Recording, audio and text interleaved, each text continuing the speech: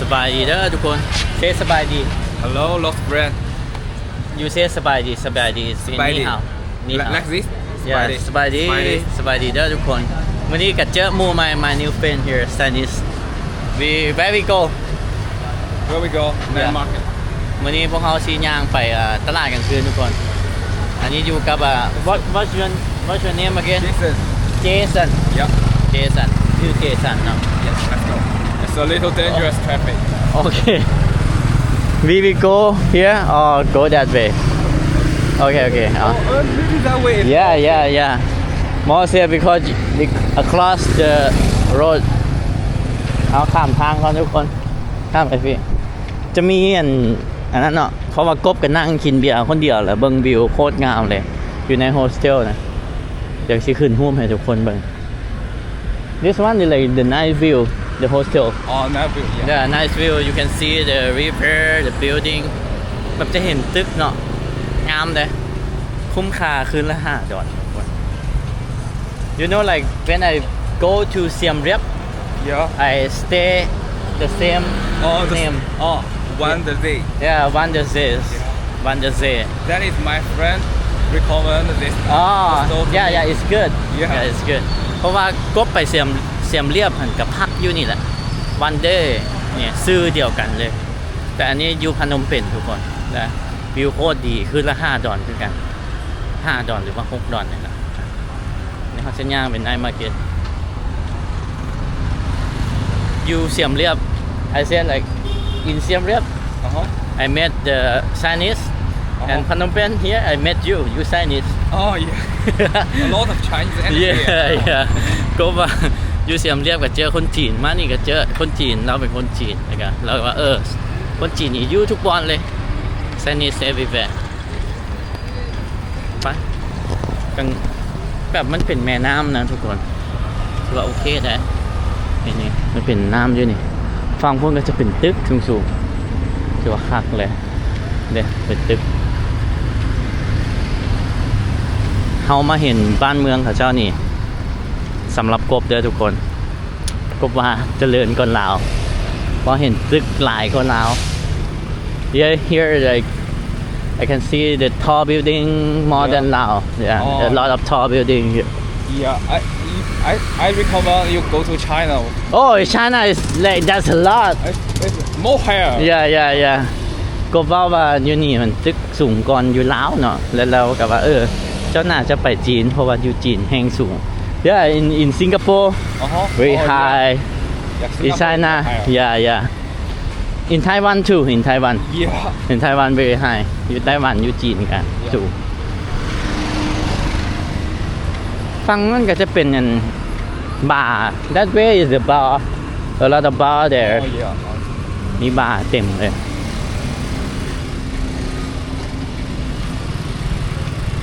อันนี้เป็นสวนสาธารณะ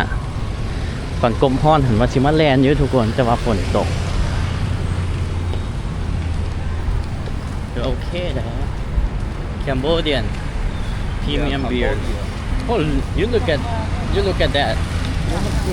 Yeah It's not a แบบมันเป็นฟิลแบบข้าวสารนะทุกคนแล้วฝั่งนี้เขาก็จะเห็นย่างกายเมื่อกี้น่าจะเป็นพวกผู้สาวแบบยืนอยู่พัทยายืนอยู่ต้นมะพร้าวนะคิดว่าเลยเพราะว่าเห็นมันบ่แม่นผู้สาวแล้วมันเป็นผู้ชายกระเทย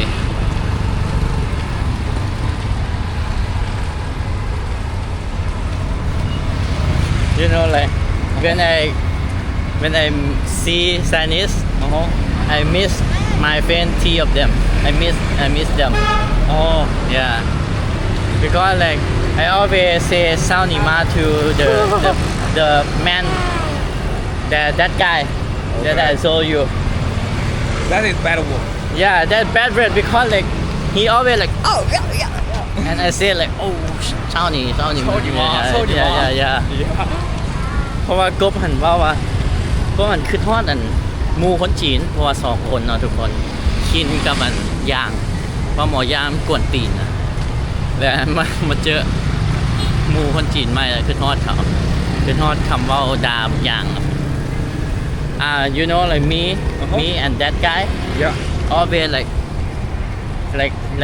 yeah fuck Like fuck fuck yeah and I always said เช้านี้มา to him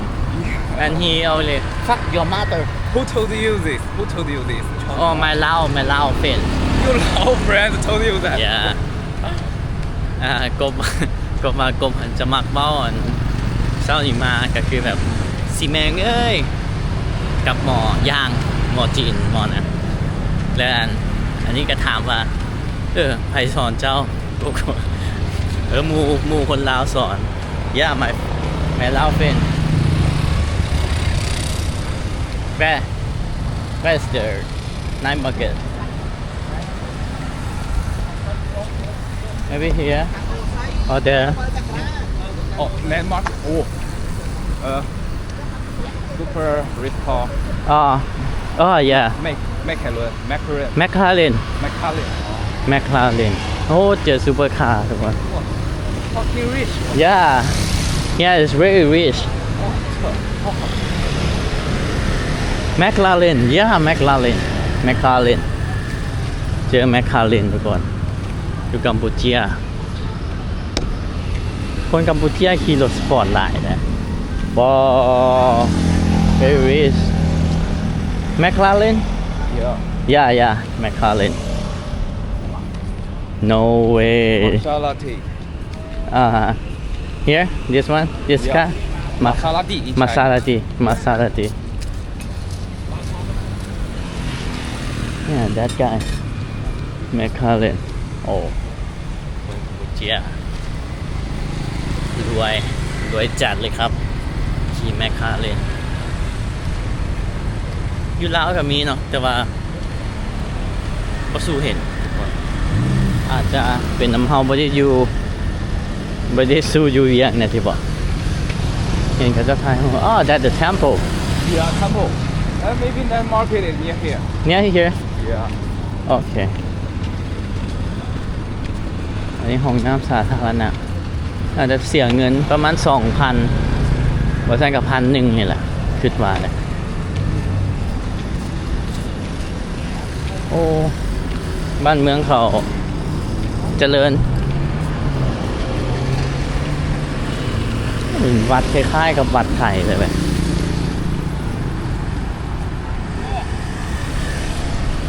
ตุกๆกับเรียบแค่ฟังนี่เลยแล้วก็จะมีเรือลองแม่น้ำอันนี้อีกทุกคนกบกันอยู่อันนี้มือหนึ่งทุกคนoh that the walking street Yeah. กบอยู่พนมเปญแต่คืนเดียวนะทุกคนเพราะว่าเขาเที่ยวหลายละเขาเที่ยวดนละคือทอดบ้านแล้วจะกลับละ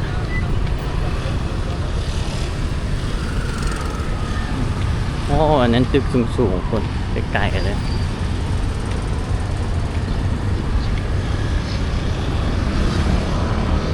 ฝั่งนี้เป็นน้ำเลยนะแล้วเรือก็จะเต็มอยู่ฮะ Chacomo. Shark Tomak I don't know maybe the name or something ฝั่งนี้ก็จะเป็น Starbucks Chinese restaurant. oh that's the Chinese 丸龟制面. หวานคุยจือเมียน is a noodle Maybe Taiwan brand. Taiwan I oh pronounce that the character. Maybe. That is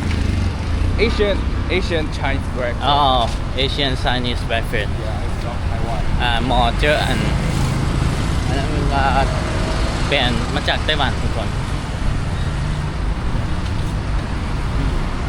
Mixture. Do you know mixture? yeah มีเชีย In Laos. yeah we have to in Lao in Thai มีเชีย I like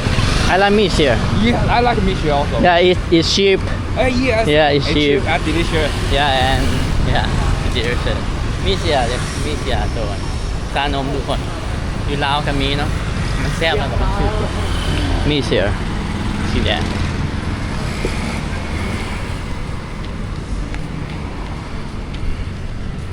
You know the song of mixture. Do you know the song of mixture? What is that? That is. The meaning? I love you, you love me. Oh. Ice cream and tea. เพลงของมีเสีย What the fuck no You never heard that? Maybe I heard but I don't remember yeah มีท่านอาหารเต็มเลยได้นี่ท่านอาหารเต็มเลยว้าวเพราะว่ามันสั้นหรือบอลเนาะทุกคนก็พยายามจับนิ่งๆที่สุดโอ้อันนั้นขายอย่าง You sell the crab crab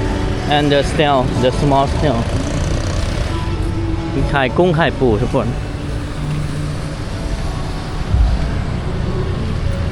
คักว่ะ Oh that the Chinese noodle right Noodle. Chinese noodle right 蜜语 No like that Chinese noodle. Yeah that one that Oh yeah. grill or something น่าจะเป็นปิ้งจีนทุกคน That Oh yes, I saw that. yeah 烈火牛肉 is my It's like a grill spicy beef. beef Spicy beef noodle.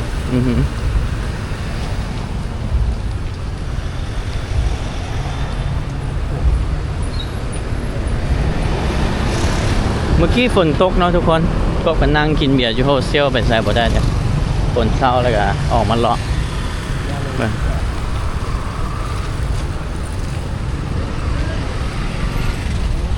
ป้าขนมเป็นเนาะเกินคาดเลยทุกคนก็บ่ได้คิดนะในหัวก็บ่ได้คิดว่าสิเจริญปานนี้ดะมาเห็นกับตาแล้วโอ้นี่มี KOI ตัวคาเฟ่ดังๆอีก KOI The Milk Tea มี Dot Coffee หลายแบรนด์เนาะอยู่บ้านเฮาบ่มีอยู่นี่มี What is that? What The is temple? Oh right. That is the main temple. The main temple here. Where's the night market? Night market. Sorry, I don't know the 那个 destination, but maybe it's called. เพราะว่าthis one is the Royal Palace. Royal Palace. Royal Palace.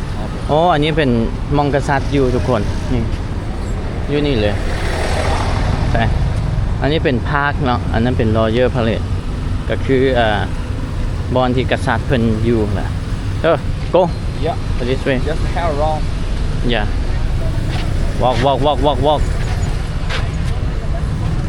walk like say in Vietnam just walking yeah I don't know, but walking come on หมอย่างข้ามทางเมื่อกี้ก็ล้มกันแล้วว่าตลาดกลางคืนอยู่ไสแล้วก็ว่าบ่ฮู้เนาะแต่อันนี้โอ้ In Vietnam, just walking. Yeah, just walking in Vietnam, just walking. Close your eyes. Yeah, no, close your eyes. You just walking the road will like. Okay. นี่กลางคืนฟิลนี่ทุกคนโคตรเต้นอย่าง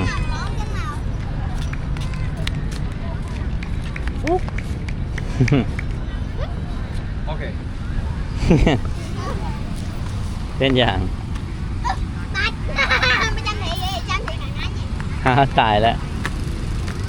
เปลี่ยน This is a classic game for the kids yeah you know like เต้นอย่างทุกคนเต้นอย่าง คือโนดแต่ก่อนเลยเต้นอย่างนั่นโอเค go When I was a kid I play like that You don't play like jump. Yeah I play เด้คนก็มากินหลายเนาะทุกคนมานั่งอหย่างมันก็เป็นสวนสาธารณะอันนั้นเป็น That's a parade Yeah, parade. อันยังก็พระราชวังพาเลทพระราชวังว่าอยู่ประเทศกัมพูชานี่มีกษัตริย์เลยกินแล้วบ่มีมองเงิน อันนั้นเนาะกระตายขี้เหงื่อเนาะคนกระถิ่มมั่วชั่ว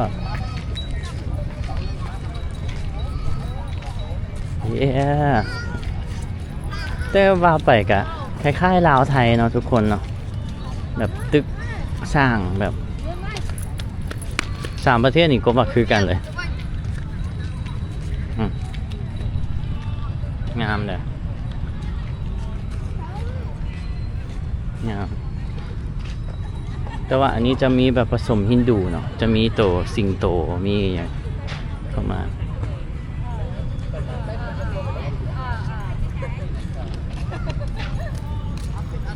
อันนี้คือ Royal Parade of Cambodia ทุกคนอันนี้ก็คือพระราชวังแห่งกัมพูชา Royal Parade for the King yeah Royal Do you Parade want to take a picture here? yeah sure can you take a photo for me okay เดี๋ยวเห็นก็ชอบขายลูกซีนเลยทุกคนขายลูกซีนกะล่ำเนาะสตรีทฟู้ดน้ำดื่ม they sell like the street food here it's like the same in Laos Oh, same in Laos. yeah it's street food like yeah ice cream the water and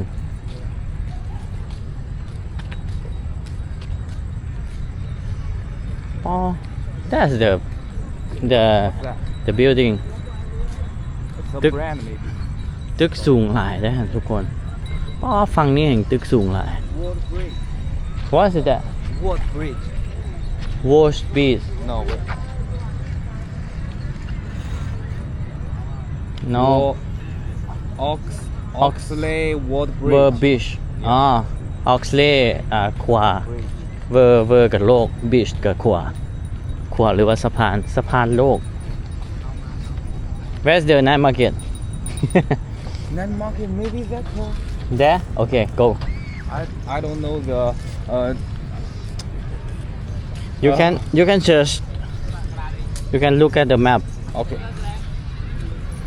เพราะว่าก็ดีเนาะทุกคนมากับอันหมู่กะมีคนถ่ายรูปให้เด้ก็ดีไปอีกแบบ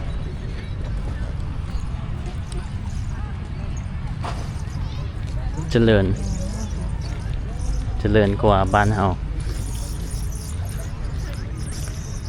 อยากไปเบิ่งห้างกับเจ้าเนาะแต่ว่าห้างก็คือสิปิดแล้วทุกคนตอนนี้ 9:30 นแล้วโอ้มีหอยทุกคนหอยนั้นตัวนี้หอยกระต่ายตัวสะอาด just now แล้วหอยอันนี้นำกินกับแจ่วซีฟู้ดแล้วก็เอิ้นว่าไฮบองก็คืออ้ายนะทุกคนไฮอ้าย the street food here oh no maybe like where the night market Night market. I don't know. Sorry. ถามว่าตลาดกลางคืนอยู่ใส่หมอ Maybe because of the raining. yeah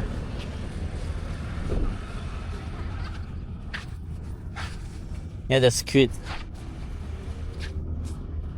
yeah 2,000 the 5,000 โอ้ 13,000 คนนะมีซีนแห้งนั่นเนาะมีใส่อั่วเนาะเนี่ยนี่ก็เป็นซีนงัว no thanks you want to try Yeah.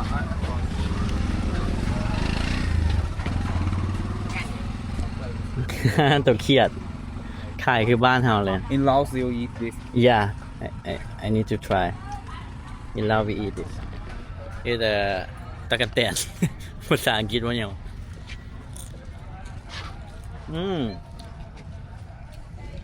This one you eat with beer is so good. โอ้แล้วยำเนาะ Well, I won't. Yeah. But this one is so good, hey, bruh. This one so good. Yeah, this one. G9. It look dangerous. No, it's good. Believe me, bro. Believe me. ก็ไปซื้อกัน เมื่อกี้ซีมันนั่นน่ะขายนกกระทาขายถั่วดิน How much?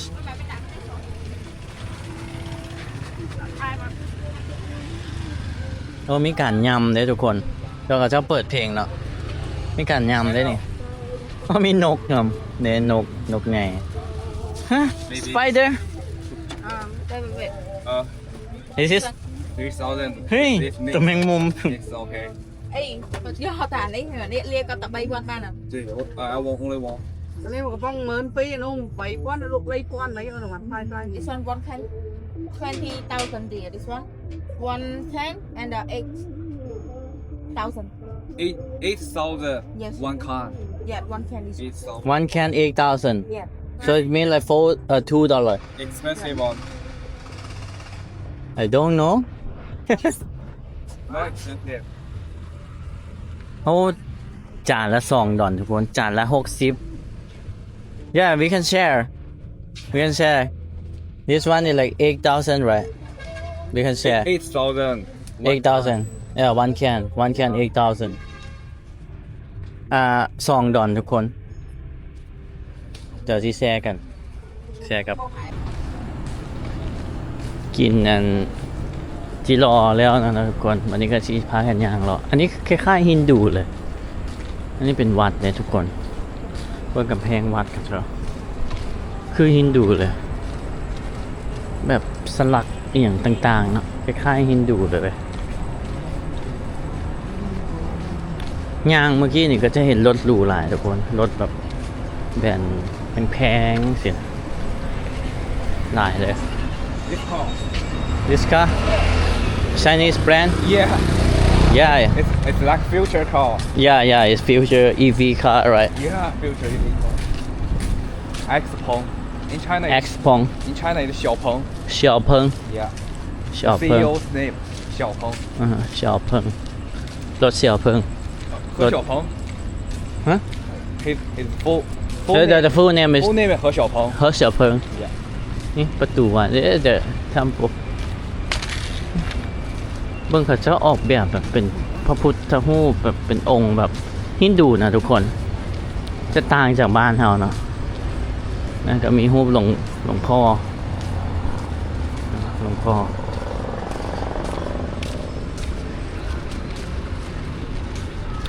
อยู่กัมพูชานี่ถือศาสนาบ่เข่งติเพราะว่ามันจะมีศาสนาพุทธคือกันอยู่แต่มันมีจะเข่งกับบ่เข่งเนาะคืออยู่ญี่ปุ่นกับบ่เข่งไปย่างเลาะต่อนี่ย่างมาเจอของกินซุปทุกคนของกินซุปทอดปลาปิ้งซีนอีหยังทอดต่างๆคือบ้านเฮาเลยนะ เพื่อสดาย สบายดีเลยไปย่างเลาะไปฟิลเดียวคือลาวไทยนะทุกคนเบิ่งจังได๋กันเนี่ยขายมักมี่อยู่นี่น้ำปั่นตัดผมอันนี้ห้านแปลงรถ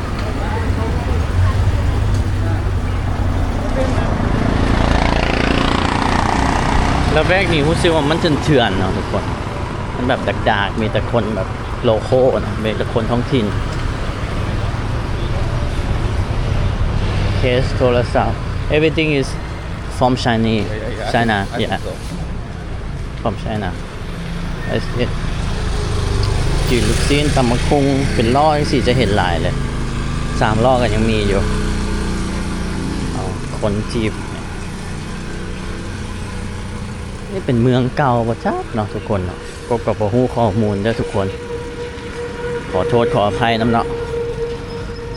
แล้วแวกนี่มันเป็นโซนแบบความรู้สึกกบเนี่ยคือว่ามันเป็นอันนั้นเก่านะเป็นโซนเก่า Look at the street food yeah along here street food เต็มทางเนี่ย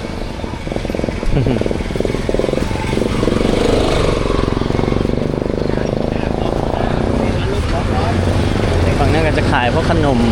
ตำห้านตำอะไรอย่างทุกคนนี่มันปีกไก่อย่างพวกไส้โอ้พวกมีพวกก๋วยเตี๋ยวนั่นเองขาย Look that's a lot chicken feet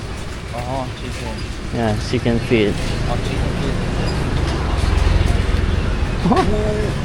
Oh, you see. ตัวอึ่ง Frog. No, it's another. It's not frog. The another one. Another one. Yeah. ห่วงไข่ปิ้งซีนหน่อยสิปิ้งไก่โอ้ grilled chicken ปิ้งไก่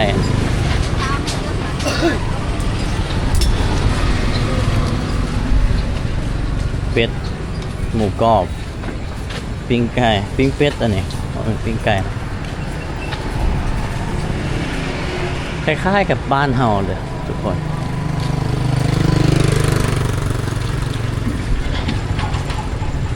grilled chicken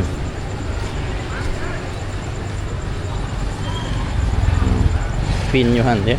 โอ้ปลาคอก็มีปิ้งปลาคอ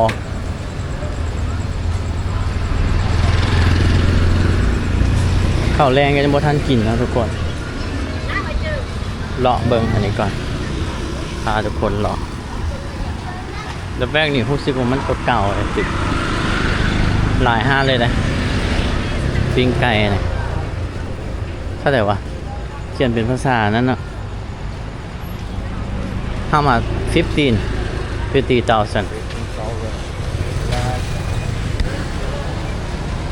หมูกรอบหมูอย่างฟังนี่ก็เป็นห้านั่น I think here the night market Yeah, maybe. Yeah maybe here น่าจะแม่นนี่แหละตลาดกลางคืน The noodle Yeah the noodle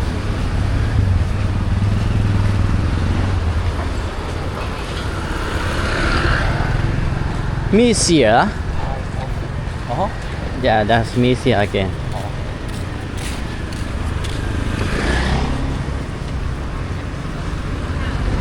แบบมาสตรีทฟู้ดมันก็ดีเนาะทุกคนราคามันถูกแต่ว่าประเด็นคือเฮาหั่นอย่ามีเสียเฮาหั่นบ่ฮู้ว่าตัวไหนเป็นตัวใด In Chinese, full name 蜜雪冰城. มีเสียบิงซัง Yeah, 蜜雪冰城. That means ice I with city. ICT Ice city. อ่าฮะอ๋อมีเสียแปลว่าเมืองแห่งน้ำแข็ง Ice Ice City city. Yeah. Yeah I got it เมืองน้ำแข็งนี่พิซซ่าเด้พิซซ่า5 ดอกเนาะฮอนดอกก็มี How much is it? Oh, Chinese breakfast. Oh, Chinese? 口肠 sausage. No way. Have you? Get that way. Yeah. Take your camera.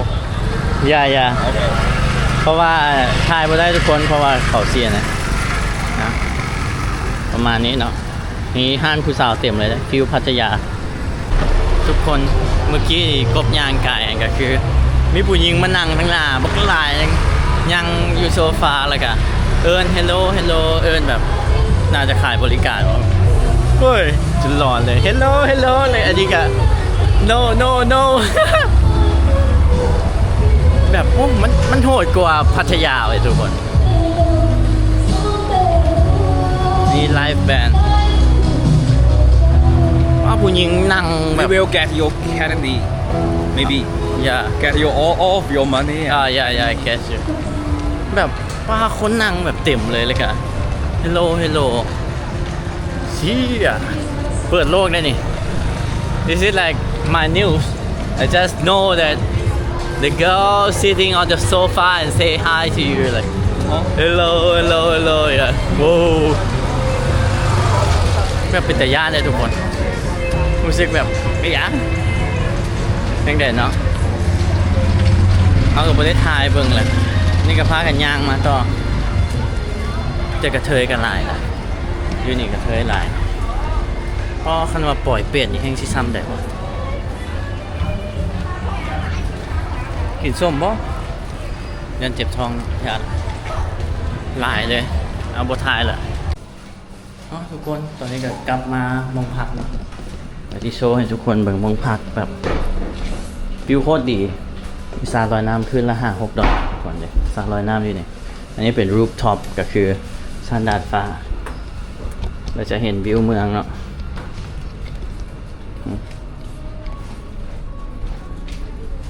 We can sit here first because they don't we cannot bring food down there. Yeah. There. วิวโคตรดี Nice view เอาบ๊ายบายทุกคนเจอกันคลิปหน้า ว้าว